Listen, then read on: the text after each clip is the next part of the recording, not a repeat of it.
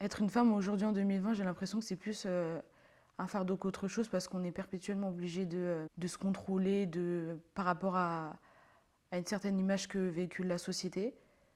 Et on n'est pas assez libre. À la maison, par exemple, bah, ça peut paraître bête, mais par exemple, on va dire mon père, il peut mettre des... Mon père, mon petit frère, ils peuvent se trimballer torse nu ou avec des shorts, mais si nous on le fait, bah, même des shorts qui descendent jusqu'aux genoux, bah, on va dire qu'on est provocatrice, qu'on cherche les problèmes, qu'on est des aguicheuses ou ce genre de choses, quoi. Sur les rôles aussi, bah, clairement, l'homme fait rien. Il est tout le temps assis, on le sert et nous, on doit charger de lui donner, de débarrasser, de... Même par exemple, on va dire que des hommes vont venir à la maison, que ce soit des oncles, des cousins, ils vont tous s'installer dans le salon et nous, on ne peut pas vraiment venir dans le salon et dire qu'on va s'installer avec eux pour parler parce que pour eux, c'est pas normal. En fait, la femme, sa place, c'est dans la cuisine, entre les chambres, à rôder pour faire le ménage, pour ramener la nourriture et la ramener, nettoyer.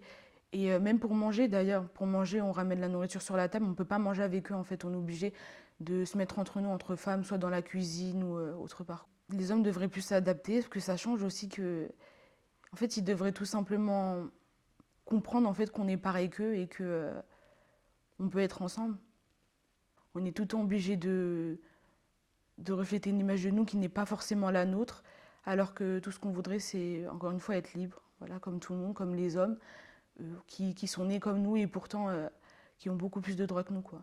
Et mine de rien, c'est peut-être dû aussi à la manière dont j'ai été élevée, à ma culture, à ce qu'on m'a inculqué en fait.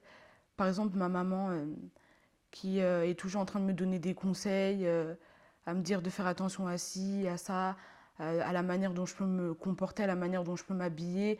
Ça, elle ne le dit pas forcément par exemple à mon petit frère parce que c'est un garçon, il est né en tant que garçon, donc du coup pour elle, bah, il aura rien, alors que moi, elle sait que je serais plus, mise en danger.